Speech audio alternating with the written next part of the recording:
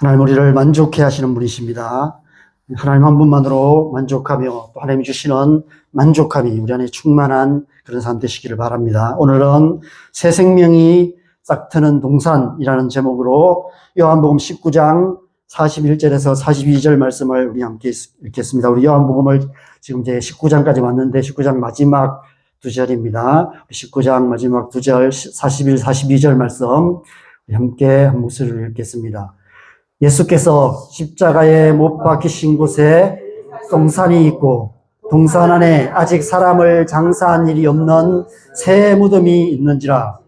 이날은 유대인의 준비일이요 또 무덤이 가까운 고로 예수를 거기 두니라.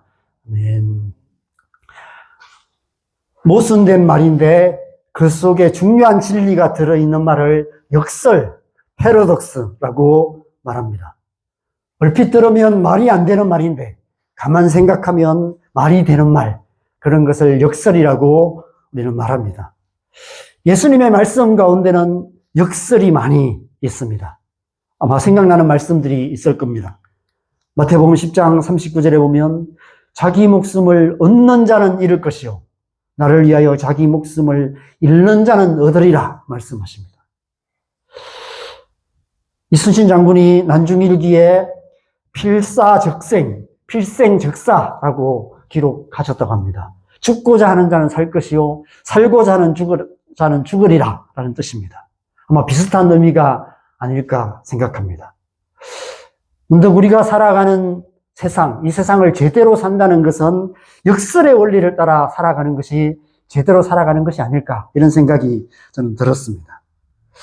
마태복음 20장 26절 27절에 보면 크고자 하는 자는 섬기는 자가 되고 어뜸이 되고자 하는 자는 종이 되어야 한다라고 또 예수님이 말씀하셨습니다. 하나님 나라는 큰 자가 섬기는 자가 되고 어뜸이 되는 자가 종이 되는 역설의 나라다라고 말씀하신 것이죠. 역설의 원리로 살아가는 것, 그것이 하나님의 나라라고 말씀하십니다.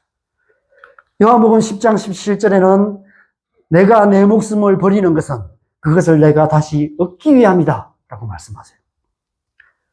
예수님께서 역설의 원리를 따라서 목숨을 얻기 위해서 목숨을 버린다 라고 말씀하셨습니다. 바로 십자가에 죽으실 것을 말씀하신 것입니다. 사실 이 땅에 오신 예수님 자체가 역설입니다. 예수님의 존재 자체가 역설의 존재이십니다. 하나님이, 천지를 지으신 하나님께서 사람이 되셔서 이 땅에 오신 것 자체가 말이 안 되는 말입니다. 역설입니다. 어떻게 천지를 창조하신 하나님께서, 천지를 창조하시고 다스리시는 하나님께서 어떻게 사람이 되셔서 이 땅에 오셨을까요? 이보다 더 큰 역설이 어디 있겠습니까? 처녀의 몸에서 동정녀에서 탄생하신 그 탄생으로부터 시작해서 이 땅에 사셨던 예수님의 삶 자체가, 전체가 역설이었습니다. 무엇보다도 가장 큰 역설은 예수님의 죽음입니다. 모든 생명의 근원 되시는 하나님, 영생하시는 하나님, 여러분 어떻게 하나님이 죽으실 수 있겠습니까? 그것도 잠깐 있다 없어질 안개 같은 유한한 인간의 손에 영원하신 하나님이 죽으셨다는 사실, 그 자체가 역설입니다. 그것도 아무 죄도 없으심이 분명하게 드러났음에도 불구하고 가장 흉악한 죄인이 받는 형벌인 십자가형을 받으셨습니다. 존귀하신 하나님의 아들이 하찮은 인간의 손에 의해서 벌거벗겨져서 십자가에 못 박혀 죽으셨습니다. 죽음을 통해 온 세상에 생명을 주시는 기막힌 역설, 그것이 예수님의 십자가의 죽으심입니다.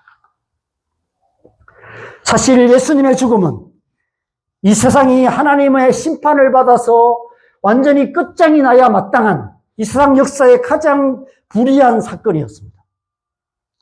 가장 어려운 판결이 내려져야 할 빌라도의 법정에서 가장 불의한 판결이 내려졌습니다.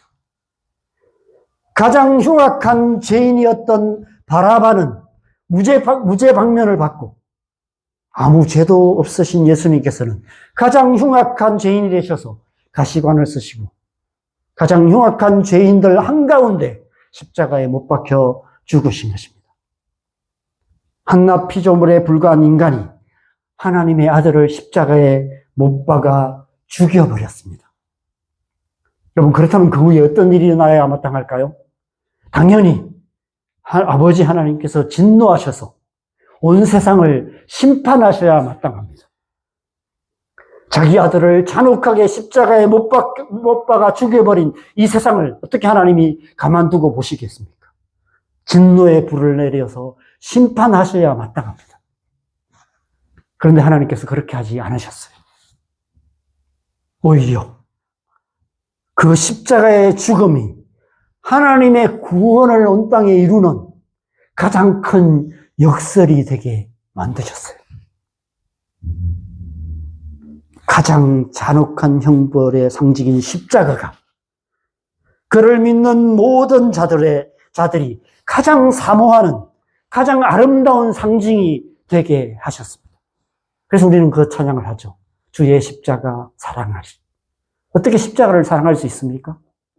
여러분, 십자가는 모든 죄인을 십자가에 못 박아 죽이는 형벌이었습니다. 예수님이 태어나기 전후에, 그죠? 로마가 지배하면서 수많은 사람들을 십자가에 못 박아 죽었습니다. 어떤 때는 하루에 2,000명씩 십자가에 못 박아 죽였어요. 예수님 당시에도 어떤 때는 헤롯이 지배할 때 하루에 800명씩 막 십자가에 못 박아 죽이고 그런 일들이 그 땅에 비일비재했습니다. 아마 당시 사람들에게 이 찬양이 오래 후에 생긴 찬양이지만 그 당시에 이 찬양을 부르다면 아마 돌 맞아 죽었을 거예요. 어떻게 십자가를 사랑할 수 있다는 말인가? 십자가는 결코 사랑할 수 없는 거예요. 결코 사랑할 수 없는 십자가를 우리는 사랑한다고 고백합니다. 어떻게 그런 일이 가능했습니까? 역설인 것이죠. 기막힌 역설입니다. 오늘 본문은 그 기막힌 역설이 일어나는 구체적인 사건, 그 삶의 현장을 보여주고 있는 말씀입니다. 몇몇 어려운 사람들이 십자가에 못 박혀 죽으신 예수님의 시체를 거두어서 무덤에 장사하는 이야기가 기록되어 있습니다. 오늘 본문에 보면 예수님께서 십자가에 못 박힌 그 동산, 우리가 이제 갈보리 언덕이라고 얘기하죠. 그 갈보리 동산에 거기에 동산이 있고 동산 안에 아직 한 번도 장사한 일이 없는 쇠무덤이 있어서 사람들이 그 쇠무덤에 예수님의 시체를 거기에 두었다라고 말씀하고 있습니다. 동산과 그 무덤과 예수를 거기 두니라, 이 말씀은 우리를 창세기 2장으로 돌아가게 하는 말씀입니다. 창세기 2장 8절입니다. 같이 읽겠습니다. 시작. 여호와 하나님이 동방의 에덴에 동산을 창설하시고 그 지으신 사람을 거기 두시니라. 오늘 본문에도 동산과 거기 두니라 라는 말씀이 이 두 단어가 동일하게 기록되어 있습니다. 창세기 2장 8절에도 동산과 거기 두시니라 라는 말씀이 있습니다. 차이가 있다면 창세기의 말씀은 히브리어고 이 요한복음 말씀은 헬라어라는 것, 그 차이밖에 없습니다. 그런데 이 두 말씀에는 아주 극단적인 차이가 있습니다. 창세기 2장에서는 하나님께서 하나님의 형상으로 창조하시고 생명을 주신 사람, 그 사람을 거기 두셨는데, 그래서 그 사람으로 말미암아 생명의 역사가 거기에 풍성하도록 만드셨는데, 오늘 본문에서는 사람의 손에 죽임을 당하신 하나님의 아들 예수님의 시체를 거기 두었다라고 말씀하고 있어요. 여러분, 하나님께서 하시는 일과 사람이 하는 일이 이처럼 다릅니다. 하나님의 일과 사람의 일이 천지 차이가 있는 거예요. 하나님이 하시는 일은 생명을 주시는 일입니다. 생명을 주시되 풍성하게 주시는 일입니다. 그런데 사람이 하는 일은 어떤 일인가요? 죽이는 일을 하고 있어요. 사람이 하는 모든 일은 결국 사망을 가져오는 일입니다. 하나님께서 하나님의 형상으로 사람을 만들어 생명의 동산에 두셨지만 하나님의 형상을 잃어버린 사람은 하나님의 아들인 예수님까지 죽여서 무덤에 두고 있는 거예요. 지난 수천 년의 인간의 역사가 행한 일이 바로 이런 일입니다. 생명의 동산을 무덤으로 만들어버리는 그 일. 여러분, 사람이 살아가는 모든 곳에는 점점 더 늘어나는 것이 있습니다. 무덤입니다. 이제는 무덤이 너무 늘어서 요즘은 이제 무덤이 더 이상 무덤으로 쓸 수 있는 데가 없어서 요즘은 이제 화장을 하죠. 아마 화장을 안 했다면 지금도 계속 곳곳에 무덤만 늘어났을 거예요. 인간의 역사가 남기는 것은 무덤밖에 없어요. 그런데 기가 막힌 역설이 일어납니다. 오늘 본문에. 예수님의 죽으심이 우리에게 생명이 되는 역사가 일어나는 거예요.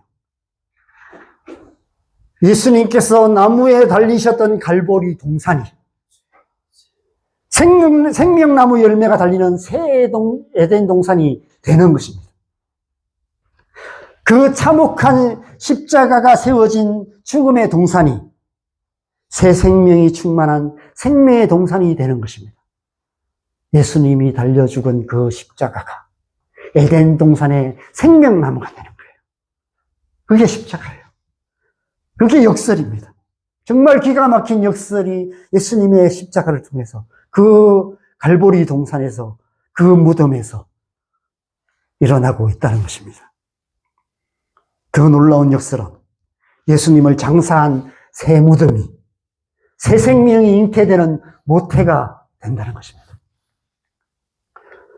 여러분, 요즘은 대부분 화장을 해서 납골당에 안장하지만 옛날 우리나라의 무덤은 다 이런 모양이었습니다. 마치 임신하여 만삭이 된 산모의 배와 같습니다.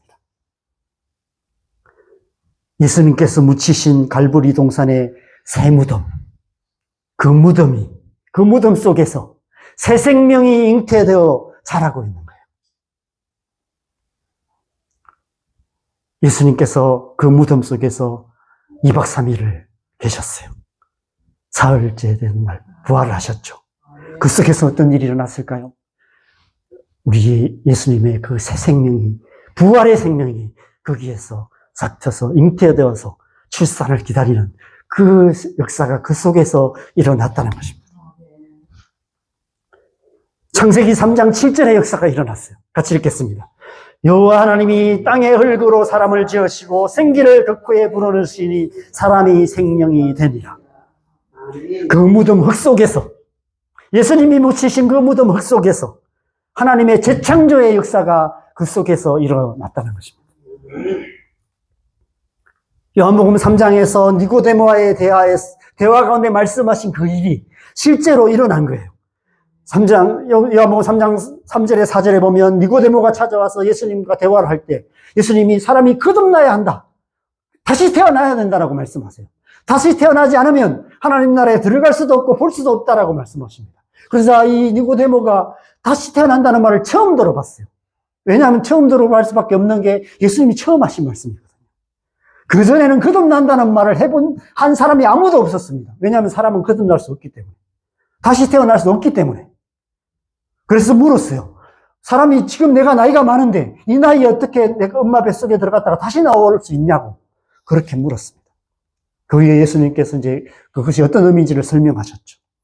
그런데 마치 니고데모가 예수님께 한 이 유치한 질문에 대해서 응답하시듯이 두 번째로 모태에 들어갔다가 나는 것 같은 일이 실제로 일어나고 있는 것입니다.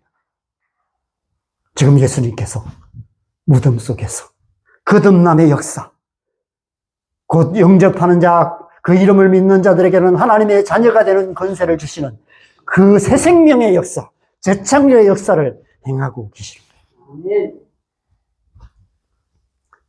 여러분, 이 얼마나 기막힌 역설입니까? 오래전 동정녀 마리아에게서 잉태되어 이 땅에 오셨던 예수님께서 이제는 이 땅의 잉태가 되셔서 이 땅 속에, 이 흙 속에 잉태가 되셔서 온 땅과 열방의 모든 믿는 자에게 영원한 생명을 주시는 역사를 행하고 계신다는 거예요. 이제 곧 죽음에서 부활하심으로 이 땅에 생명이 충만한 역사, 온 땅과 열방을 새해된 동산으로 만드시는 그 역사를, 재창조의 역사를 행하신다는 것을 말씀하고 계시는 것입니다. 이 놀라운 재창조의 사명을 위해 예수님께서 이 땅에 오셔서 십자가를 지셨고 이제 그 무덤 속에 들어가 계세요. 창세기 3장에 선악과의 죄로 인해 에덴 동산에서 쫓겨나 죄와 사망의 법 아래서 늘 무덤만을 만들고 있는 우리를 다시 생명의 동산, 새 에덴 동산으로 돌아오게 만드시는 것입니다. 창세기 3장 24절에 보면 하나님께서 이 사람을 에덴 동산에서 이제 쫓아내시고 그 에덴 동산 동쪽에 그룹들과 두루도는 불칼을 두어서 생명나무의 길을 지키게 하셨다라고 말씀하세요. 여기서 그룹들과 두루도는 불칼이 무엇을 의미하는지는 아무도 모릅니다. 많은 사람들이 궁금해하고 여러 가지로 해석하지만 그것이 실제적으로 무엇을 의미하는지 알 수는 없어요. 다만 중요한 것은 죄의 문제가 해결되지 않는 한은 그 누구도 에덴 동산으로 돌아갈 수 없다는 거예요. 생명나무의 길로 갈 수가 없다는 것입니다. 그래서 예수님께서 유월절 어린 양의 화목제물이 되셔서 피를 흘리신 것입니다. 십자가에서 피 흘려 죽으신 거예요. 그 피로 우리의 죄를 사하시고 우리의 모든 죄를 대속하심으로 우리로 하여금 이 그룹들과 두루두는 불칼이 지키고 있는 이 생명나무로 가는 그 길로 다시 돌아가서 에덴 동산에 그 영원한 생명의 나무로 가서 생명나무의 실과를 묻고 영원한 생명을 얻게 되는 그 길을 열어주신 것입니다. 그래서 지난주에 예수님께서 십자가에서 다 이루었다 말씀하세요. 이 일을 다 이루었다고 말씀하시는 것입니다. 그리고 운명하십니다. 운명하신 후에 어떤 일이 일어났는지 마태복음에서는 이렇게 기록하고 있습니다. 성소의 휘장이 위로부터 아래까지 찢어졌다라고 말합니다. 그리고 무덤들이 열리며 많은 성도들의 몸이 다시 부활했다라고 하는 일이 일어났다라고 이야기하고 있습니다. 하나님과 우리를 사이를 가로막고 있는 창세기에서는 그룹들과 두루도는 불칼이라고 표현한 그 장막 휘장, 그 휘장을 예수님께서 찢으셔서 그 사이로 길을 여신 것입니다. 위로부터 아래까지 찢어졌다는 것은 우리가 찢은 것이 아니라 하나님께서 찢으신 것을 의미하는 것이죠. 그래서 히브리서 10장 20절에는 이렇게 말합니다. 같이 읽겠습니다. 그 길은 우리를 위하여 휘장 가운데 열어놓으신 새로운 살길이요 휘장은 곧 그의 육체니라. 새로운 살길이 열렸다는 거예요. 그 길을 예수님께서 열어놓으셨다는 것입니다. 누구든지 믿는 자는 그 길을 통해서 에덴 동산으로 다시 돌아가 영원한 생명을 얻게 되는 것입니다. 이것이 복음입니다. 이것이 예수 그리스도의 십자가의 복음의 역설인 것입니다. 이 땅에 오신 하나님의 아들 예수 그리스도의 삶과 죽음의 역설로 말미암아 우리는 죄와 사망의 법에서 해방되어 예수 그리스도 안에 있는 성령의 벽 가운데 거하는 하나님의 백성이 되는 것입니다. 그러므로 우리 또한 예수님처럼 이 세상에서 역설의 삶을 살아야 마땅합니다. 그리스도인의 삶은 역설로 살아가는 삶입니다. 예수님처럼 죽음으로 생명을 낳는 삶을 살아가는 것, 그것이 그리스도인의 삶인 것입니다. 고린도전서 15장 31절에서 사도 바울이 나는 날마다 죽노라 라고 고백합니다. 아마 그런 의미가 아닐까 싶습니다. 예수님께서 아무든지 나를 따라오려거든 자기를 부인하고 자기 십자가를 지고 나를 따를 것이니라 말씀하신 대로 사도 바울은 날마다 자기를 부인하며 십자가를 지고 예수님을 따르는 삶, 날마다 죽는 삶을 살았습니다. 사도 바울만 그렇게 살았을까요? 이 땅을 살았던 구름같이 허다한 예수의 증인들, 수많은 하나님의 백성들이 그렇게 살아갔고 지금도 그렇게 살아가고 있습니다. 저와 여러분 또한 그렇게 살아가야 되는 줄 믿습니다. 이 고백이 우리의 고백이 되어야 되는 줄 믿습니다. 그러한 삶을 가장 잘 표현한 예수님의 비유가 바로 한 알의 밀알 비유입니다. 요한복음 12장 24절입니다. 같이 읽겠습니다. 내가 진실로 진실로 너희에게 이르노니 한 알의 밀이 땅에 떨어져 죽지 아니하면 한 알 그대로 있고 죽으면 많은 열매를 맺느니라. 여러분, 예수님께서 이 비유를 말씀하실 때 어쩌면 오늘 본문에 이 장면을 생각하시며 이 비유를 말씀하시는 것이 아닐까 이런 생각이 듭니다. 예수님께서 죽으셔서 하나의 밀알처럼 땅에 묻히실 것을 생각하시며 그로 말미암아 온 땅에 생명을 주는 역사가 나타날 것을 생각하시며 이 비유를 말씀하신 것이 아닐까 싶습니다. 예수님께서 이 비유처럼 하나의 밀알이 되셔서 땅에 떨어져 죽으셨고 무덤 속에 묻히셨습니다. 마치 농부가 하나의 밀알을 흙 속에 심듯이 하나님께서 그 아들을 이 땅에 묻으신 것입니다. 그 하나의 밀알에서 새 생명이 싹 트서 많은 열매를 맺게 하시기 위함인 것이죠. 바로 그 열매가 저와 여러분들입니다. 이 땅에 있는 모든 그리스도인들입니다. 예수 그리스도를 믿는 모든 하나님의 백성들, 바로 그 열매인 것이죠. 여러분, 밀알의 열매는 뭡니까? 밀알입니다. 그죠? 밀알의 열매가 밀알이라는 것은 우리 또한 하나의 밀알이 되어야 된다는 것을 의미하는 것이죠. 우리 또한 예수님처럼 살고 예수님처럼 죽어야 한다는 것을 의미하는 것입니다. 예수님께서 예수 그리스도를 믿는 모든 자들을 하나의 밀알로 이 땅 가운데 부르셨습니다. 왜 우리가 이 땅을 살아야 할까요? 왜 하나님께서 하나님의 백성된 우리를 예수를 믿는 순간 하나님의 나라로 데려가지 않고 이 땅을 살게 하실까요? 지난주에 말씀드린 것처럼 죽음 같은 고통으로 가득한 세상입니다. 고통스러운 죽음을 맞이하는 세상입니다. 지금 이 시간에도 하루하루의 삶을 죽음 같은 고통 가운데 살아가는 사람들이 수없이 많습니다. 그렇게 살다가 고통스러운 죽음을 맞이하는 세상, 그것이 우리 사는 세상이에요. 우리는 이 세상 한가운데 살아갑니다. 이러한 세상 속에서 우리가 어떻게 하나님의 백성으로서 하나님의 백성답게 살아갈 수 있을까요? 하늘의 밀알처럼 날마다 죽는 삶을 살아야 하는 것입니다. 날마다 자기를 부인하고 자기 십자가를 지고 주님을 따르는 삶을 살아야 하는 것이죠.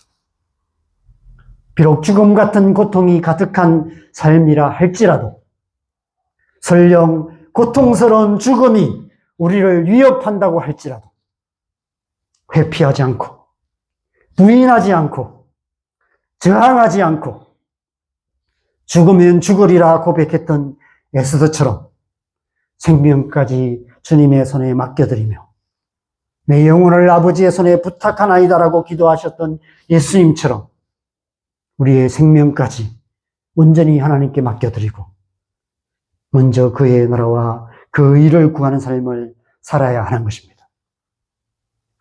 그렇게 날마다 죽는 삶을 통해서 우리 안에 새 생명이 싹 트고 새 생명의 열매가 맺어지게 되는 것이죠.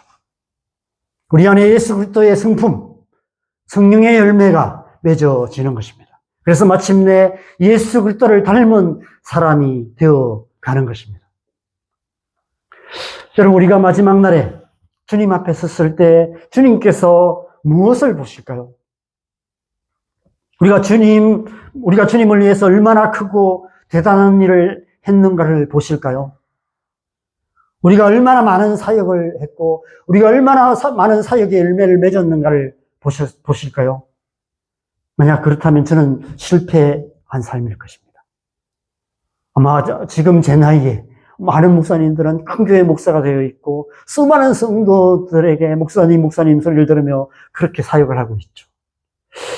저는 20대에 헌신했습니다. 직장 생활도 하지 않고요. 그냥 하나님 앞에 헌신해서 지금까지 나름대로 최선을 다해서 살았다고 생각합니다. 물론 얼마나 열심히 살았냐 물으면 할 말은 없지만 좀 게으르게 살은 것도 있고 잘못 산 것도 많이 있지만 그럼에도 불구하고 주님 앞에 삶을 드렸고 그렇게 살아왔습니다. 만약 제가 한 사역의 열매, 제가 한 어떤 일을 가지고 하나님이 평가를 한다면 저는 아마 천국에 못 들어갈지도 모르겠어요. 그런데 여러분, 하나님은 우리가 한 어떤 일을, 우리의 손에 가진 어떤 것으로 우리를 평가하지 않으십니다. 마지막 날에 하나님께서 무엇을 보실까요? 우리가 얼마나 주님을 닮았느냐, 우리의 속사람이 얼마나 주님을 닮아 있는가, 저는 그것을 보실 거라고 생각합니다. 날마다 죽는 삶을 통해서 날마다 예수님을 닮아가는 삶을 살아가는 것, 그런 삶을 통해서 우리가 마지막 날에 주님 앞에 섰을 때, 야, 너는 참 나를 많이 닮아 있구나 라고 말씀하시는 그것이 우리가 받을 가장 큰 상급이 아닐까, 저는 그렇게 생각합니다. 그래서 우리는 날마다 이 땅 가운데서 날마다 죽고 날마다 새롭게 되는 그런 삶을 살아가야 하는 것이죠. 아침에 눈을 떠서 하루의 삶을 시작하는 그 순간부터 우리는 자기를 부인하고 자기 십자가를 지고 주님을 따르는 삶을 살아가야 하는 것입니다. 우리가 살아가는 하루하루 이 세상 속에서 우리는 날마다 죽는 삶을 살아가는 것이죠. 사실 그것이 사실이에요. 사실 우리는 하루하루의 삶이 사실 우리에게 주어진 시간을 죽이는 삶을 살아가는 거예요. 날마다 무덤 속에 들어가고 있는 거예요. 우리의 가정이 우리에게 무덤입니다. 하기 싫은 집안일들을 해야 되죠. 그죠?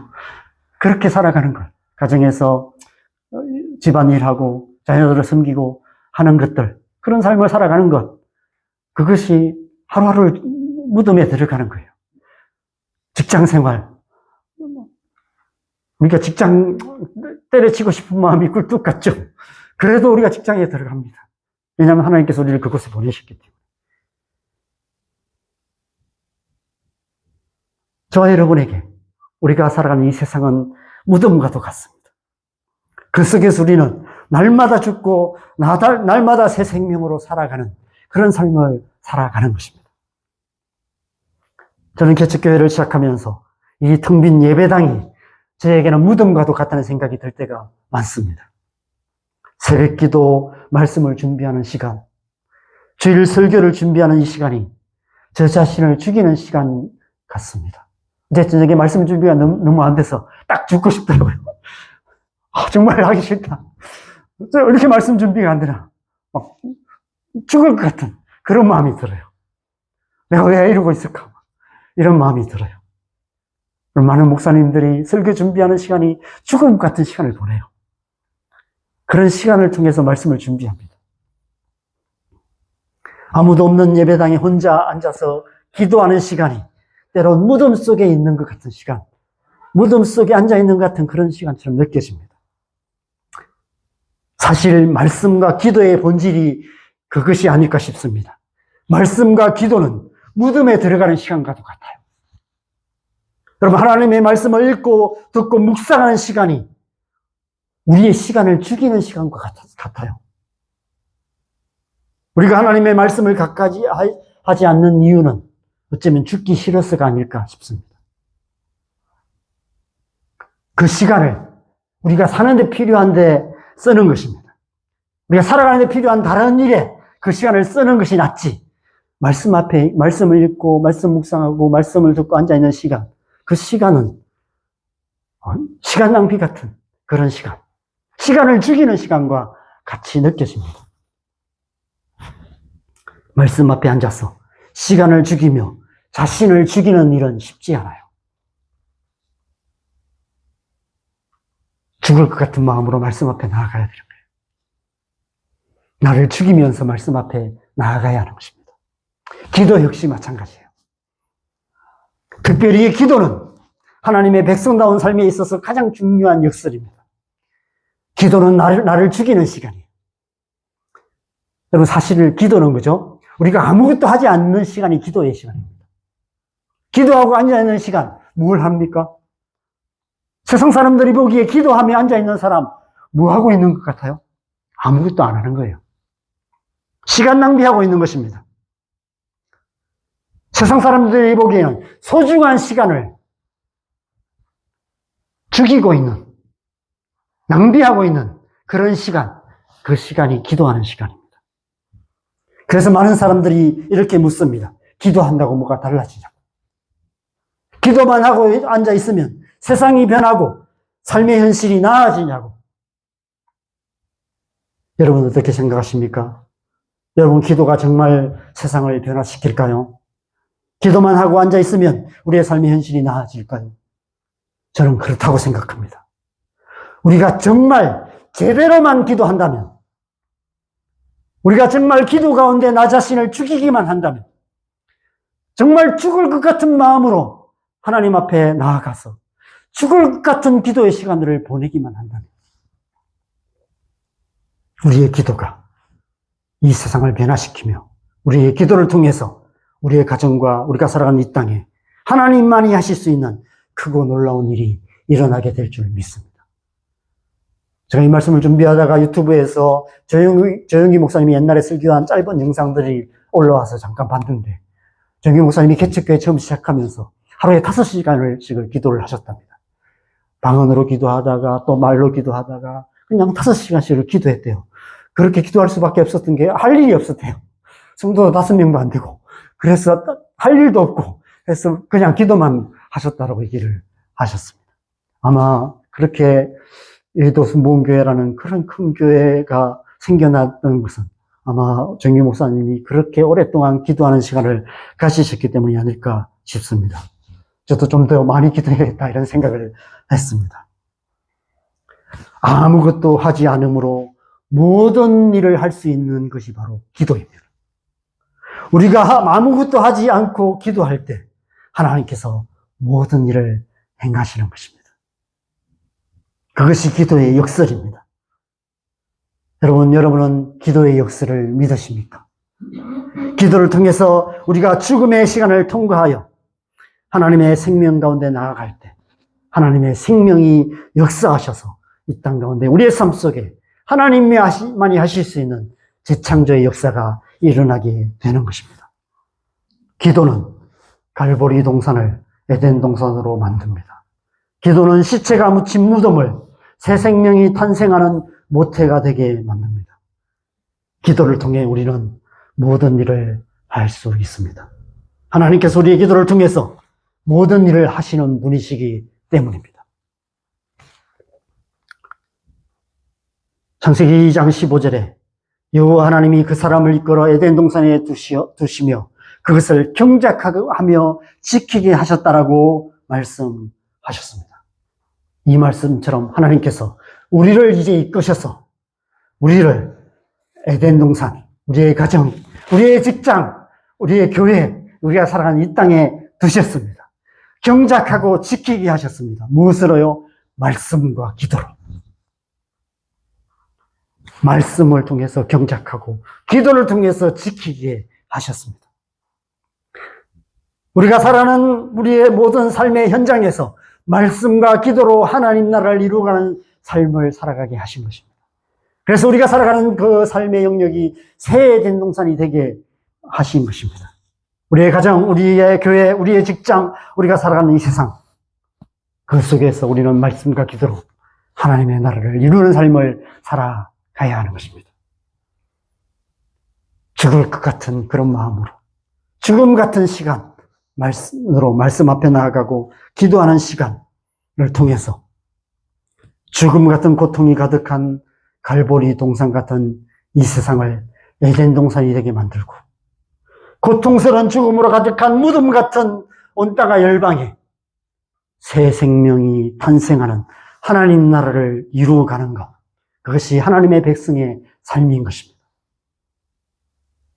죽으면 죽으리라 고백했던 에스더처럼, 나는 날마다 죽노라 고백했던 사도 바울처럼, 내 영혼을 아버지의 손에 부탁하나이다라고 기도하셨던 예수님처럼 우리 또한 그렇게 고백하며 날마다 말씀과 기도의 동산으로 나아가야 하는 것입니다. 그래서 우리가 살아가는 모든 삶의 영역들이 새 생명이 싹트는 에덴 동산이 되게 만들어야 하는 것입니다. 그렇게 하늘의 미랄이 되는 저와 여러분 되시기를 바랍니다. 우리의 삶을 통해서 우리의 가정과 우리의 직장과 우리가 살아가는 이 땅 가운데 하나님 나라를 이루어가는 저와 여러분 되시기를 주님의 이름으로 간절히 축원합니다. 아멘. 우리 함께 오늘 찬양을 할 텐데요. 오늘 찬양은